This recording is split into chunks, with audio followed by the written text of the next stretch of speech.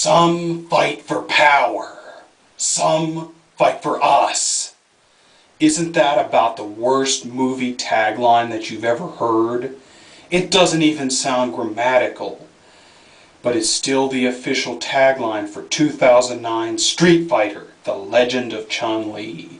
Despite the extreme stupidity of the last Street Fighter film from 1994, which I have reviewed previously, it still manages to be much more entertaining than this 2009 remake, as hard as that is to believe.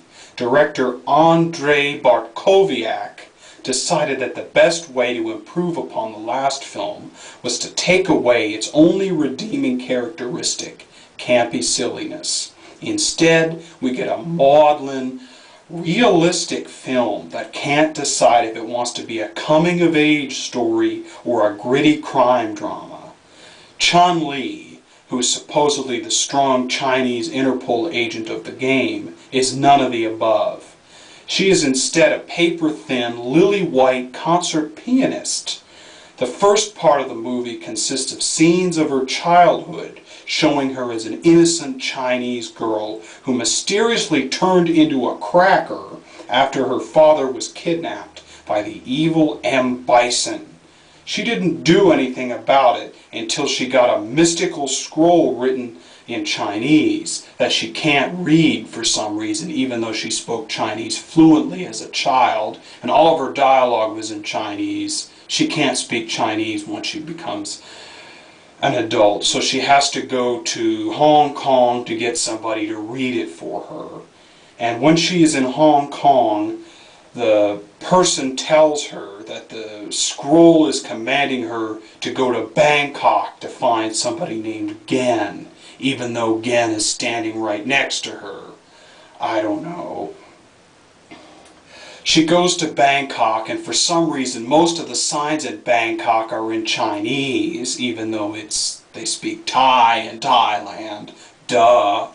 I don't know. And she decides that the first thing she must do is get the feel of the streets of Bangkok by wandering around aimlessly for days.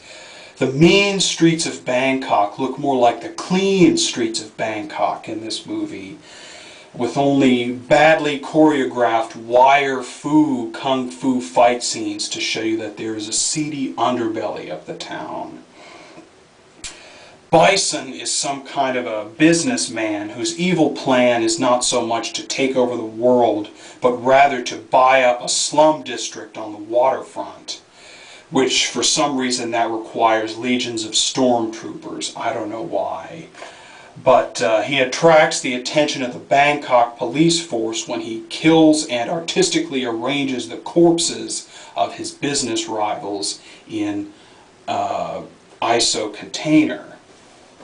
The Bangkok Police Gangland Homicide Unit, which is for some reason led by two inept Americans, is on his trail. The two inept Americans are Charlie Nash, played by Chris Klein, who nobody explains why he lives in Bangkok or why he's such an over-actor. He spends the entire movie with his eyes the size of dinner plates and his nostrils flared out, acting like some kind of ridiculous, hardcore, loose-cannon police officer. I love this job! He's a hilarious over-actor, and yeah. His partner is played by Moon Bloodgood, who doesn't really act much like a police officer. She just stands around and looks pretty and trades witty banter with Charlie Nash and fail at doing makeout scenes while they're supposed to be watching people. Nash out!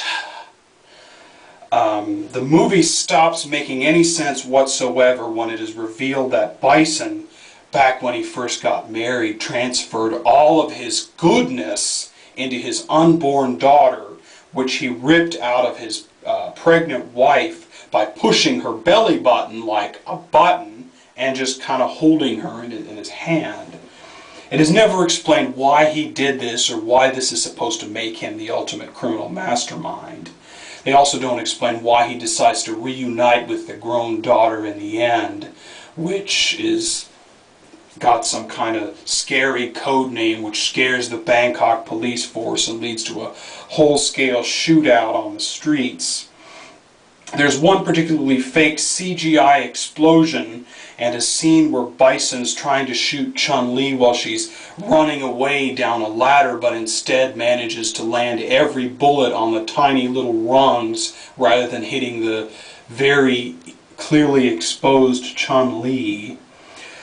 Nash bellows and chews the scenery while hordes of Bangkok SWAT officers run at hordes of Bison stormtroopers until they get shot in the worst choreographed gunfight I have ever seen.